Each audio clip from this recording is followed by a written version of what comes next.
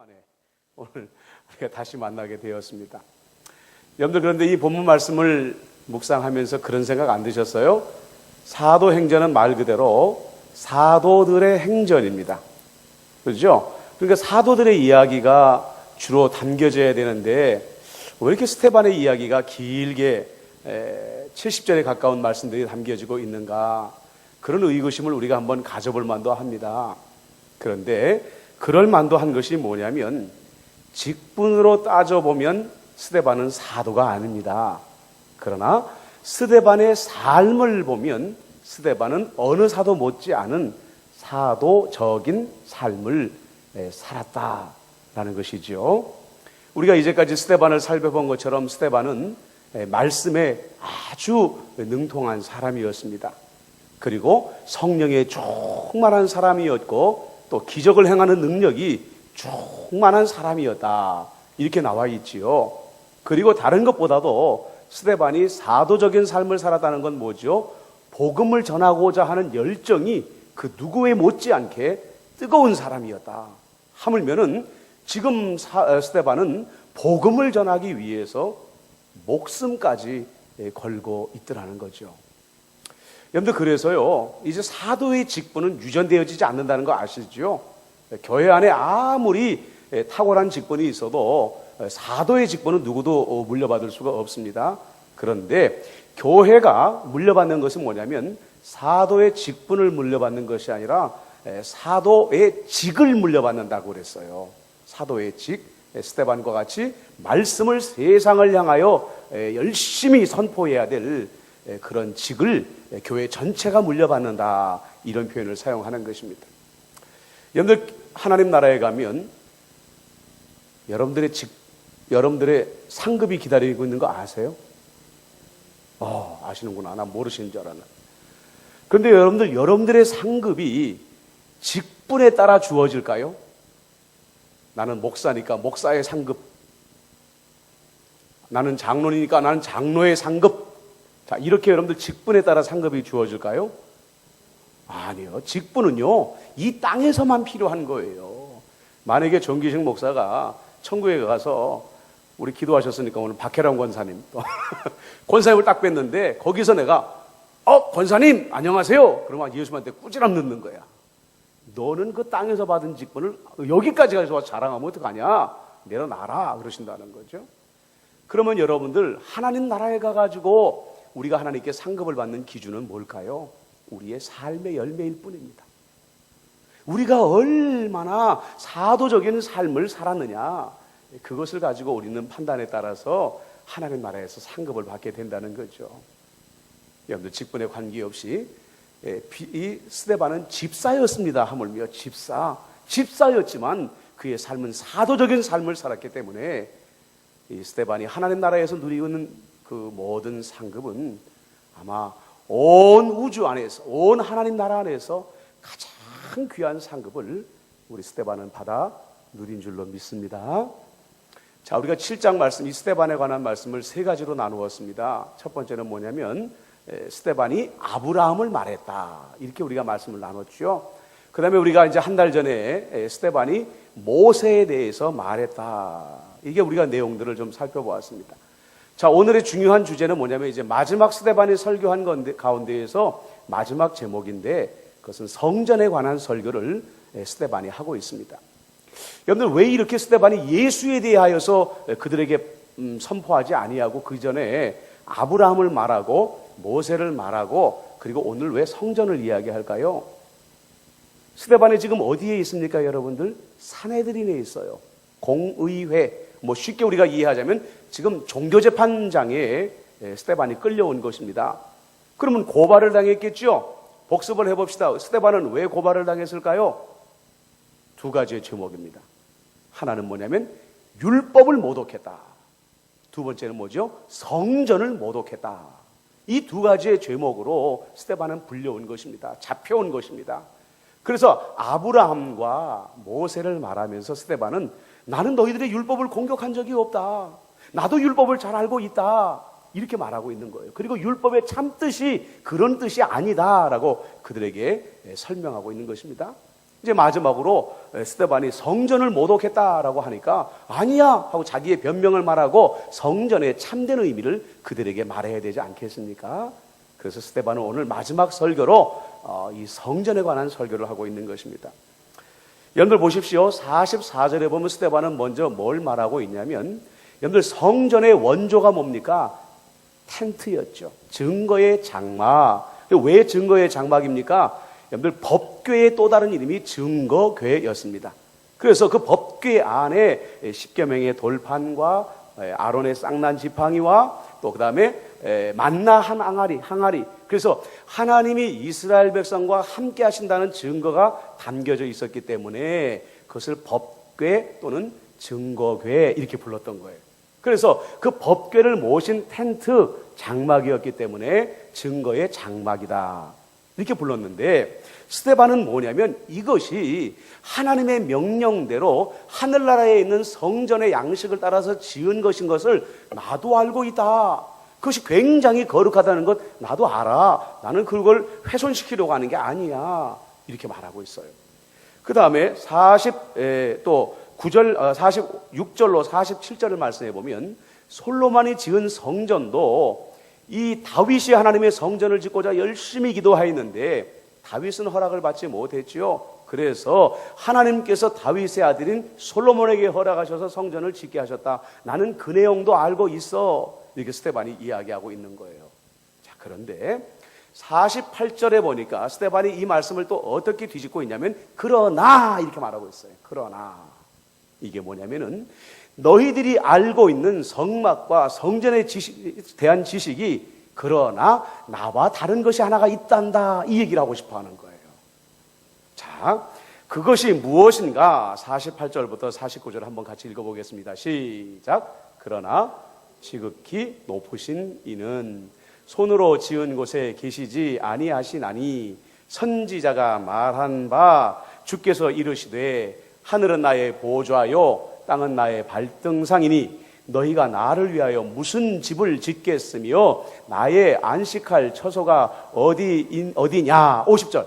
이 모든 것이 다 내 손으로 지은 것이 아니냐 함과 같으니라. 자, 여러분들 여기서 선지자가 말했다라고 말하는데 이 선지자는 이사야를 말하고 있는 것입니다. 자, 먼저 우리가 분명히 알아야 될 건 뭐냐면 스데반은 지금 자기의 생각과 자신의 지식을 말하고 있는 것이 아니라 이사야 선지자의 말을 대언하고 있는 것입니다. 그런데 그러면 이사야는 자기의 생각을 지금 말하는 것입니까? 아니에요.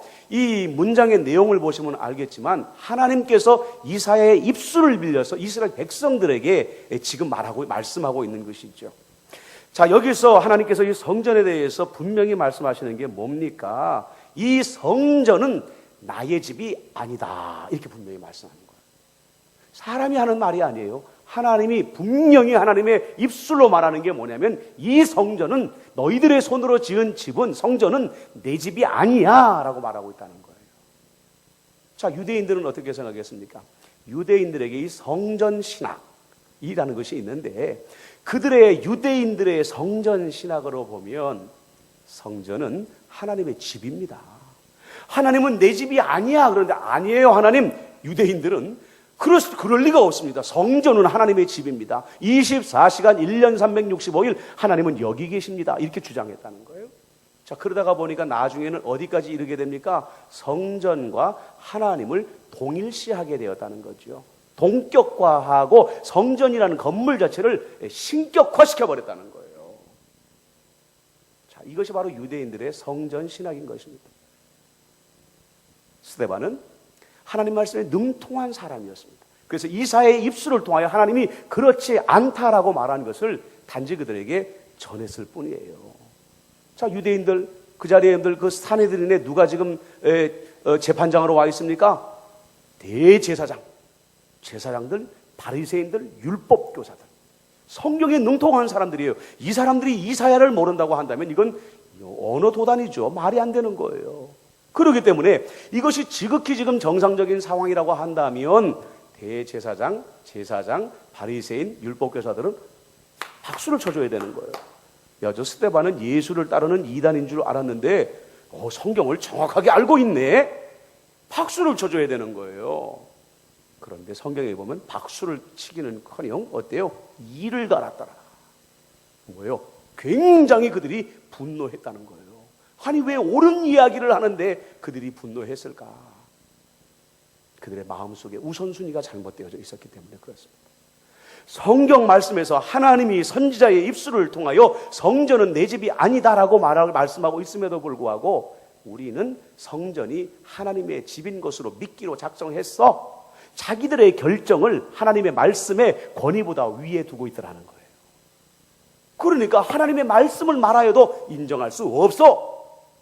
이게 참 하나님을 믿는다는 사람들이, 온 지구상에서 유대인들은 오직 자기들만이 하나님의 말씀을 받았고 성경은 우리에게만 주셨다고 믿는 그 사람들이 그렇게 잘못된 믿음을 가지고 있었다는 거예요. 여러분들 이번 주에 큐티 말씀 열심히 하셨죠? 묵상하셨죠? 마가복음 본문을 우리가 묵상하고 있는데 이번 주에 보면 바리새인들이 예수님의 제자들을 공격을 했습니다. 왜 공격을 했죠? 바리새인들의 전통에 따르면 음식을 먹기 전에 손을 먼저 깨끗이 씻어야 되는 거예요. 그 다음에 놋그릇이나 이런 그릇들도 식사하기 전에 물로 깨끗이 씻어야 된다는 장로들의 전통이 있었는데 예수님의 제자들이 너무 배고프다 보니까 그것을 깜빡 잊어버리고 손도 씻지 않은 채로 음식을 먹었단 말이에요. 그러니까 바리새인들이 화내는 게 지극히 상식적인 겁니다. 당연한 거예요. 그러면 예수님이 새벽기도회 때도 제가 말씀드렸지만 그까짓 거 사과해 주면 되는 거예요. 야 우리 제자들이 워낙에 배가 고파가지고 깜빡 잊었나 보다. 그러고 그냥 넘어가 버리면 될 문제인데 예수님이 역정을 내십니다. 도리어 바리새인들보다 더 화를 내시는 거예요. 왜 그러셨을까요? 바리새인들의 이중성 때문에 그랬어요. 뭐냐? 바리새인들은 자기들의 전통은 중요시 여기는데 얼만큼 중요시 여겼냐면 하나님의 말씀보다 자기들의 전통을 더 중요시 여겼다는 거예요. 그러니까 뭐예요? 이들은 십계명을 범하고 있는 겁니다. 우상을 섬기지 말아라. 하나님보다 더 존중이 여기는 것, 하나님보다 더 사랑하는 것이 우상이라고 말씀을 드렸죠. 그런데 정작 바리새인들은 우상을 섬기는 이방인들을 손가락질하고 비난하고 정죄하면서 자기들은 그 사람들보다 더한 우상 숭배들을 저지르고 있더라는 거예요. 그러니까 예수님이 그들을 향하여 화를 내실 수밖에 없는 거죠. 자, 여기까지만 해도 일단 이제 바리새인들, 대제사장은 화가 어디 끝까지 왔어요 지금? 머리 끝까지 왔어요. 이를 뽀독뽀독 깔고 있는 거예요. 그런데 있잖아요, 스데반이 살려면은 거기서 멈췄어야 되는 거예요. 그쯤에서 멈췄어야 되는 거예요. 그런데 머리 끝까지 화가 난 그 사람들을 향하여 입을 멈추지 아니하고 말씀을 계속 전하는데 이 말씀이요 더 송곳날 같고 더 요즘 우리 젊은이들 말하는 대로 돌직구 같은 말씀을 그들에게 던지고 있습니다. 51절부터 53절까지 같이 한번 또 읽어보겠습니다. 시작. 목이 곧고 마음과 귀에 할례를 받지 못한 사람들아, 너희도 너희 조상과 같이 항상 성령을 거스르는도다. 너희 조상들이 선지자들 중에 누구를 박해하지 아니하였느냐? 의인이 오시리라 예고한 자들을 그들이 죽였고 이제 너희는 그 죄인을 잡아준 자요 살인한 자가 되나니 너희는 천사가 전한 율법을 받고도 지키지 아니하였도다. 여러분들 여기가 정말 재판장이라고 생각을 해보십시오. 제가 지금 판사입니다. 여러분들 이제 법정에 방청객으로 앉아 계시는 거예요. 이건 조심해야 돼. 아무나 세우면 또 큰일 나. 만만한 우리 이수진 목사님이 지금 대역 죄인이에요. 지금. 그리고 지금 저희 검사가 이 대역 죄인 이수진의 죄목을 낱낱이 고발을 하고 그래서 이제 재판장의 판단을 구하고 있는데 대역 죄인이 벌떡 일어나 재판장을 향하여 이 목이 곧은 재판장아, 내가 살인자가 아니라 당신이 살인자다 이렇게 말을 했다고 생각해 보세요. 피가 거꾸로 솟는 거죠. 피가 거꾸로 솟는 거예요. 지금 스데반이 하는 행위가 바로 그런 행위인 거예요. 자기가 성전과 율법을 모독한 정말로 도무지 용서할 수 없는 죄목을 가지고 대역 죄인이 와가지고 끌려와서 앉아있는 판에 벌떡 일어나더니 이 목이 곧은 백성들아, 너희들이 의인을 죽였도다 이렇게 도리어 자기들을 상대방을 정죄하니까 아까 이미 성전에 대하여 그러나라고 말했을 때 이미 이 사람들의 화가 머리끝까지 왔는데 이제 정말 머리에 덮여있는 뚜껑이 확 열려버릴 수밖에 없는 거예요. 그러니까 어떤 학자들은 그래요. 지금 스데반은 이미 죽기를 작정하고 순교를 작정해서 아예 그들의 마음속에 불을 던져버린 것이다. 우리끼리 좀 속된 표현을 쓰자면 죽으려고 환장한. 어때요 여러분들? 그렇지 않습니까? 죽으려고 작정하지 아니하고서는 그 서슬이 시퍼런 재판장에서, 다른 것도 종교 재판장에서 그 재판관들을 향하여서 이 목이 곧은 백성들아, 성령을 거스르는 자들아, 너희가 의인을 죽였다, 이렇게 소리칠 수 있었겠어요? 그런데 여러분들, 스데반은 그런 사람이 아니에요. 스데반은 그런 사람이 아니에요. 우리가 나중에 말씀을 보면 스데반이 그런 사람이 아니라는 걸 알 거예요. 그러면 스데반은 왜 그렇게 그들의 화를 돋구고 있느냐? 아니요, 화를 돋우려고 한 것이 아니라 스데반이 보니까 그 대제사장과 그 바리새인들과 율법학자들의 마음이 바위돌같이 단단한 거예요. 하나님의 말씀을 어지간하게 전해가지고서는 그 바위돌 같은 마음을 깨뜨리고 부서뜨릴 수가 없는 거예요. 그러니까 더 강한 메시지를 던져가지고 저희들의 바위돌 같은 마음을 깨뜨리고, 그렇게 해서라도 내 목숨을 걸고서라도 저들도 이 복음을 좀 들었으면 좋겠다. 저들도 이 복음을 좀 들었으면 좋겠다. 이런 마음을 가지고 아주 강하게 그들에게 도전했다는 거죠. 스데반이 어떻게 이런 일을 행할 수 있었느냐? 스데반은 그런 경험이 있거든요. 그러면 벌써 여러분들은 굉장히 머리가 천재적이기 때문에 한 장면이 연상이 돼야 돼요. 사도행전 2장에 베드로의 설교가 나오잖아요. 그렇죠? 베드로가 하나님 나라의 복음에 대한 그 설교를 열심히 전했습니다. 그리고 마지막에 베드로가 군중들 향해서 뭐라고 외쳤어요? 너희가 십자가에 못 박은 이 예수를 하나님이 주와 그리스도가 되게 하셨느니라. 다른 말로 말하면 그 무수한 군중들을 향하여서 너희가 하나님의 아들을 십자가에 못 박여 죽였다, 이렇게 소리친 거예요. 너희가 살인자다, 이랬어요. 그랬잖아요. 그런데 보세요. 그때에 보면은 그때와 이 백성들의 백성들의 반응과 이 사내들인 공회에 있던 사람들의 반응이 똑같이 나와요. 거기서도 마음이 찔렸다, 이렇게 나와요. 2장에 찾아보시면. 오늘 말씀에도 어때요? 스데반이 막 하나님 말씀을 선포하니까 그들이 마음에 찔렸다, 54절에 나오잖아요. 그런데 결과는 전혀 달라요. 사도행전 2장에서는 그 수많은 군중들이 베드로가 그들을 향하여 너희가 예수를 죽였다, 너희가 십자가에 예수를 못 박았다, 너희가 살인자다 라고 외치니까 그들이 심히 두려워하면서 형제들아 우리가 어찌할꼬, 이렇게 했다는 거예요. 회개했다는 거예요. 마음을 돌이켰다는 거예요. 그들의 바위같이 굳은 마음들이 부서지고 깨어져 가지고 하나님 앞에서 그 두렵고 떨리는 마음으로 형제들아 우리가 어찌할꼬, 이렇게 무릎을 꿇었다는 거죠. 스데반은 그 장면을 생각한 거예요. 아무리 강팍한 이들일지라도, 아무리 바위돌같이 완고한 이들일지라도 내가 하나님의 메시지를 강력하게 선포하면 이들 중에 한 명이라도 돌아오지 않겠는가.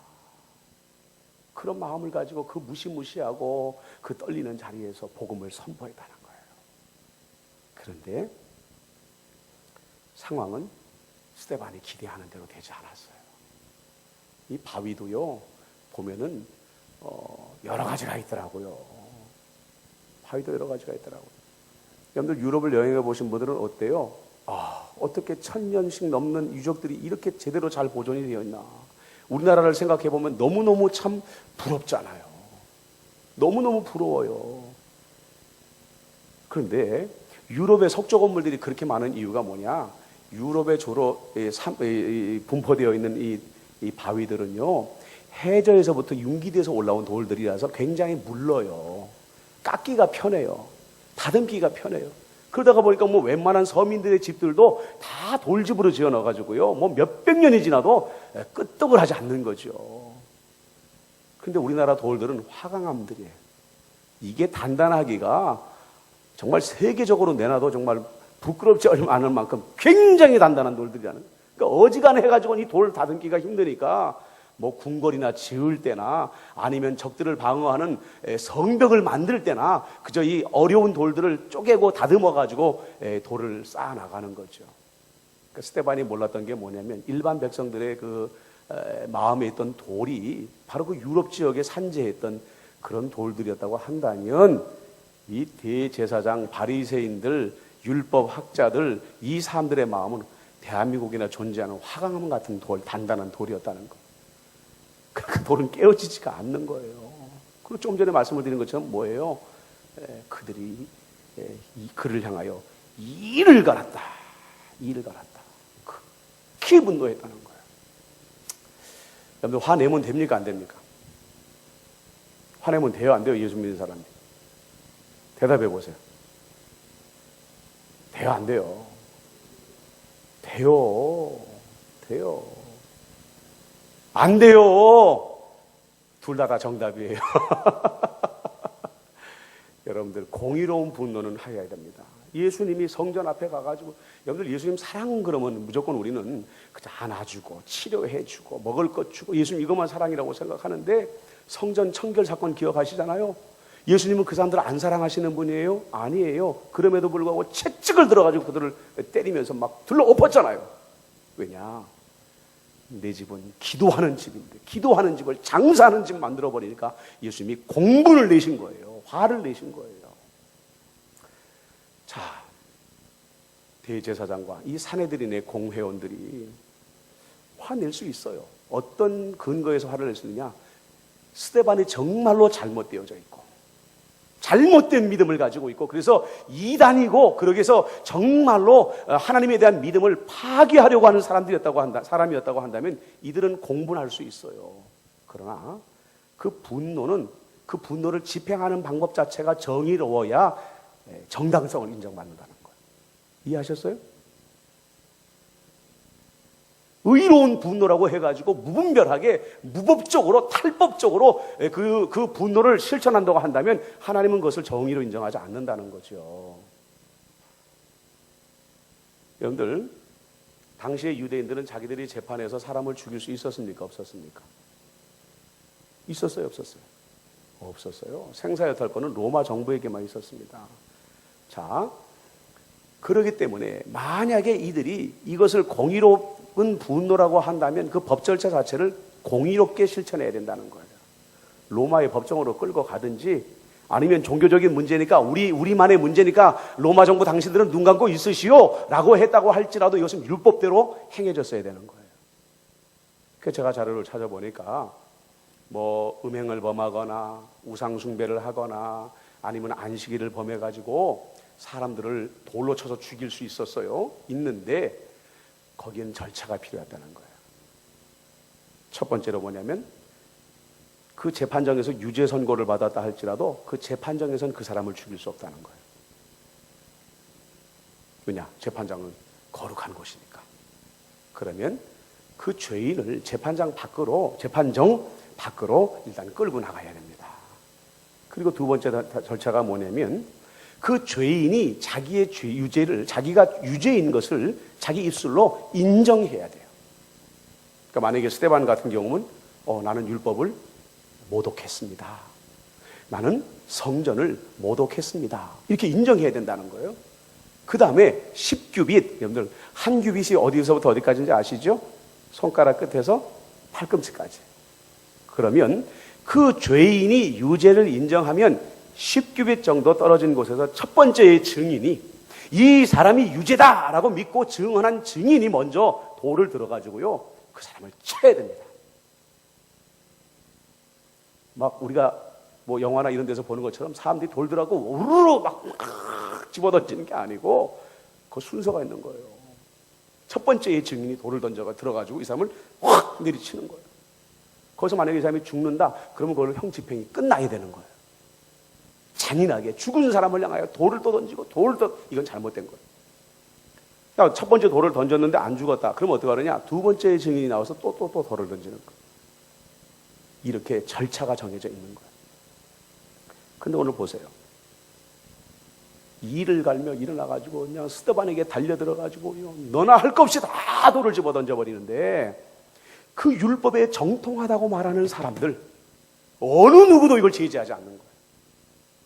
그렇게 정의롭다고 말하는 사람들, 스데반은 불의하고 우리는 정의롭다라고 믿는 그 율법을 준수하는 사람들 가운데 아무도 그 율법을 준수하기 위해서 입 하나 뻥끗하지 않다는 거예요. 여러분들, 이게 뭘 말하는 겁니까? 그들이 불의한 사람들이다라는 거예요. 정의롭지 못한 사람들이라는 거예요. 양의 우리에 문을 열고 들어가는 사람이 목자입니까? 담을 넘고 들어가는 사람이 목자입니까? 법대로 들어가는 사람이 목자이고 법대로 들어가지 않는 사람은 도둑인 것인데, 바로 대제사장과 바리새인과 율법학자들이 하나님의 율법이 파괴되는 것을 보고서도 입을 다물어 버렸다. 불의한 사람들이라는 증거라는 거예요. 자, 이렇게 자기들을 끝까지 사랑하였던 스데반을 죽이려고 달려드는 이 사람들, 자, 스데반의 마지막 모습을 한번 좀 살펴보십시다. 56절에 보면 하늘이 열렸다, 이런 말씀이 나와요. 하늘이 열렸다.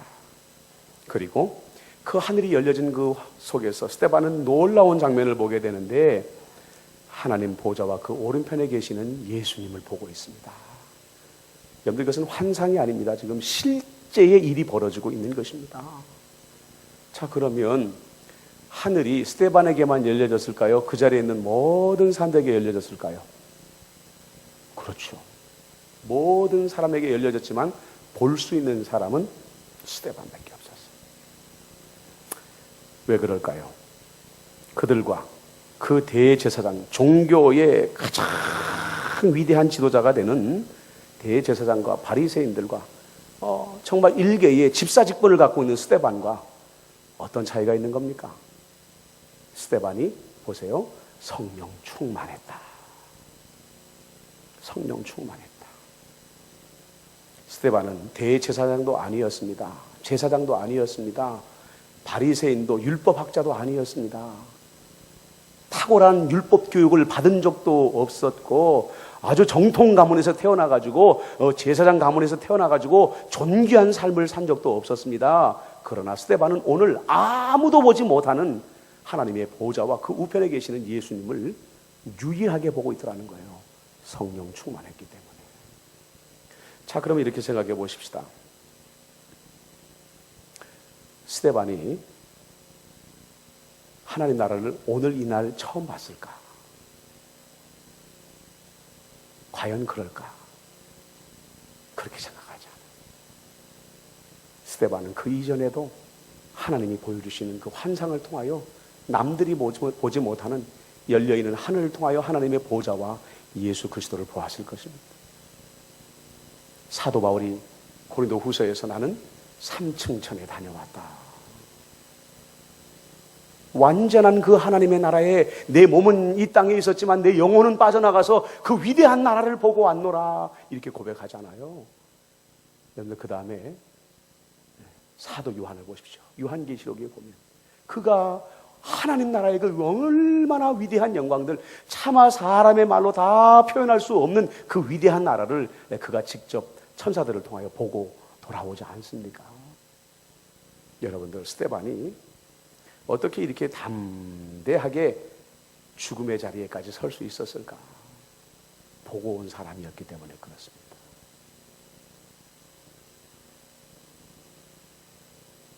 그 나라가 있다는 것을 누구보다도 정확하게 알고 믿고 있는 사람이었기 때문에 스데반은 순교 앞에서 주저하지 않을 수가 있었다는 거죠. 여러분들 보세요.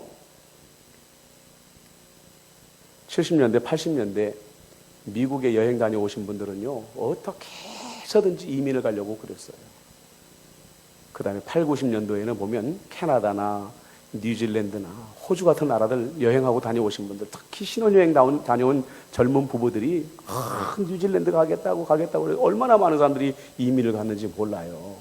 그런데 그분들이 보면은요, 정작 미국이나 캐나다나 또 뉴질랜드나 호주에나 이런 나라를 가면 대한민국에서 그들이 가진 어떤 그런 그, 자격증들이요, 별로 쓸모가 없어요.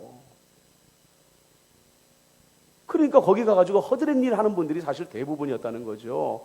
멀쩡하게 대학 나오고 전문의였던 사람들이 가가지고 청소하고 뭐 페인트 공을 하고 뭐 목공 일을 하고 자벽부를 하고 이런 사람들이 상당수 있었다는 거예요. 그러면 왜 여기에 있는 그 명예를 내려놓고 그 나라에 가고자 했을까? 좋더라는 거예요. 가보니까 좋더라는 거예요. 그래서 여기에서 각박하게 내가 어떤 명예가 있을지 몰라도 그것을 가지고 각박하게 살기보다는 전 그 나라의 아름다운 풍광과 좋은 복지제도 밑에서 나는 좀 살고 싶다 해가지고 그들이 그렇게 이민을 가려고 했다는 거죠. 하나님의 나라, 여러분들 막연히 생각만 해가지고 우리 그렇게 사모할 수는 없는 겁니다. 로마 시대에 줄리타라는 귀족 출신의 여성이 있었대요. 예수를 믿기 이전에 정말 풍족하고 아무것도 부족함이 없는 그런 삶을 누리고 있었던 사람이었죠. 그런데 이 사람이 어느 날 주님을 만났습니다. 예수님을 인격적으로 영접을 하게 된 거예요. 이 소문이 이제 로마 전역에 퍼져나가게 되었습니다. 이 줄리타라는 여인을 그 당시에 황제가 굉장히 아꼈나 봐요. 그래서 불러들였습니다. 그리고 줄리타에게 경고를 합니다. 네가 만약에 로마의 신에게 절하지 않으면 황제인 나 자신도 너를 보호해 줄 수가 없고 로마의 법으로도 재판관들도 너를 보호해 줄 수 없다. 그러니 빨리 예수 믿는 믿음을 버려라. 이 줄리타라는 여인에게 그렇게 권면을 했다는 거예요. 경고했다는 거예요. 줄리타는 주저하지 아니하고 황제에게 이렇게 대답을 했다고 합니다. 목숨이여 안녕, 죽음이여 오라. 부귀여 안녕, 가난이여 오라. 그러니까 나머지 삶에 대한 미련이 나는 아무것도 없습니다. 내게 있는 그 모든 재산과 권력을 누리고자 하는 그 영화로운 삶에 대한 미련이 나는 전혀 없으니 황제여 당신 마음대로 하십시오. 이렇게 얘기했다는 거죠. 그리고 결국 이 줄리타라는 여인은 순교의 제단에 바쳐지게 되었다고 합니다. 무엇이 여인으로 하여금 자기 삶에 대한 미련을 완전히 내려놓게 만들었을까요? 부귀 영화가 가득 찬 삶에 대하여 일점의 미련도 없이 다 내려놓도록 만들었을까요? 하나님에 대한, 나라에 대한 간절한 소망이 있었기 때문에 그래요. 이 땅의 것은 잠시 잠깐이요, 아침 안개와 같은 것이요, 그 나라의 영광과 그 나라의 부귀와 그 나라의 영화는 오직 영원하다는 것을 이 줄리타는 알아버린 것이죠. 그러니까 이 땅에 미련을 두고자 하는 마음이 전혀 없었던 거예요. 여러분들 스데반을 다시 한번 돌아가 봅시다.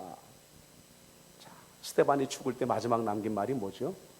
주여 이 죄를 그들에게 돌리지 마옵소서. 제가 아까 스데반이 그들의 화를 돋구기 위해서 강력한 메시지를 전한 것이 아니다라고 말할 수 있는 근거가 바로 여기에 있는 거예요. 스데반은 그들의 돌에 맞아서 그렇게 무법적으로 탈법적으로 폭력적으로 자행되어지는 그 폭력에 의해서 죽어가면서도 불구하고 자기들을 향하여 그 거친 돌을 던지는 그 사람들을 향하여서 끝까지 스데반은 사랑의 마음을 내려놓지 않았다는 거예요.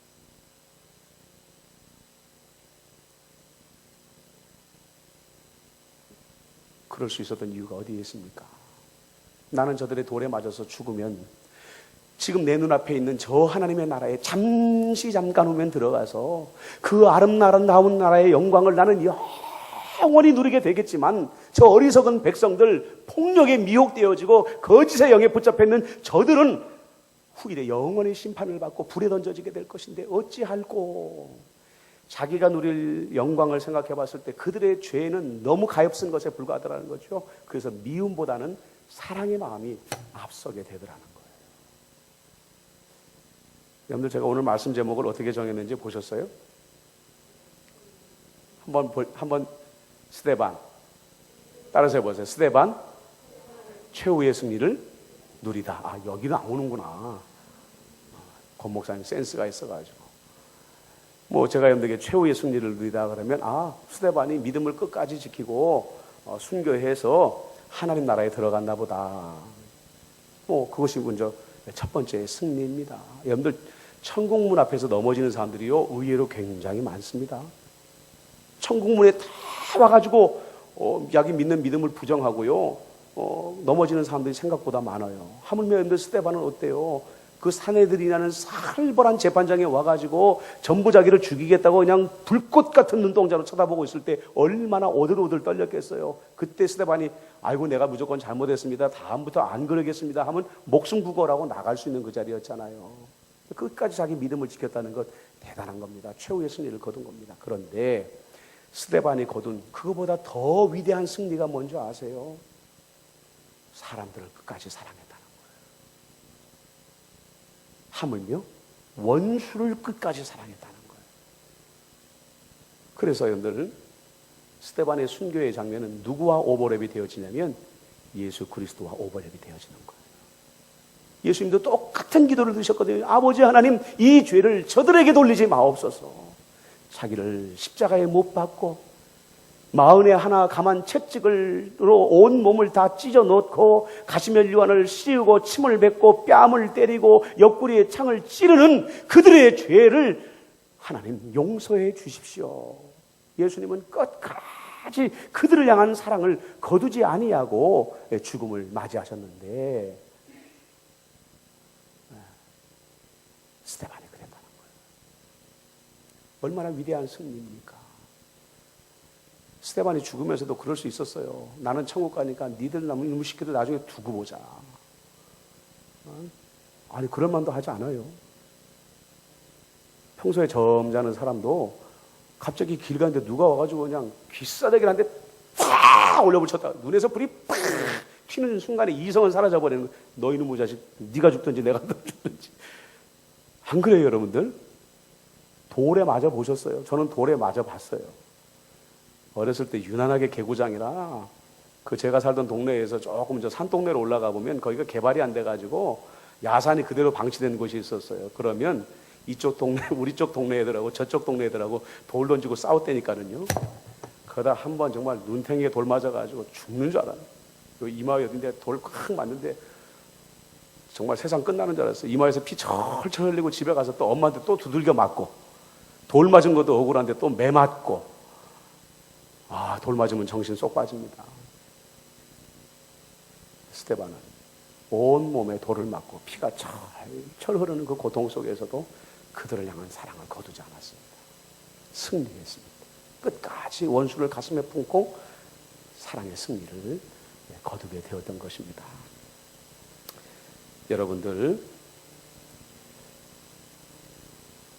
여러분들도 스데반과 같이 최후의 승리를 누리시는 분들 되어주시길 주님의 이름으로 축복합니다.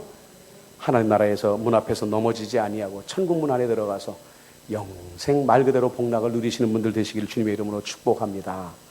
그리고 예수님처럼 스데반처럼 모든 사람을 그리스도의 십자가의 사랑으로 품고 끝까지 용서하고 끝까지 사랑할 수 있는 사랑의 승리자가 되어주시기를 우리 주님의 이름으로 축복합니다.